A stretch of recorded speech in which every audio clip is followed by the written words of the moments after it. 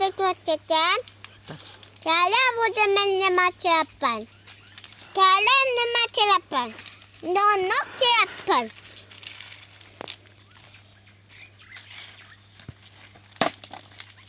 Anata. Kala oyim. Donok qilyapti. Atam donok qilyapti. İdati yok. Buradan da tutta tap. Qilyapti. Donokda idati yok. Yong'oq egasi yo'q, terib olyapmiz. Kengizlar, kimga kerak yong'oq? Ko'p yong'oqdan qochib ketamiz uyga.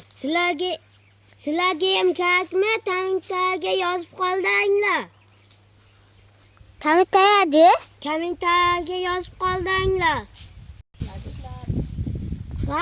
Like bosib obuna bo'lishni unutmanglar, muxlislar. Abone bo'lishni unutmanglar.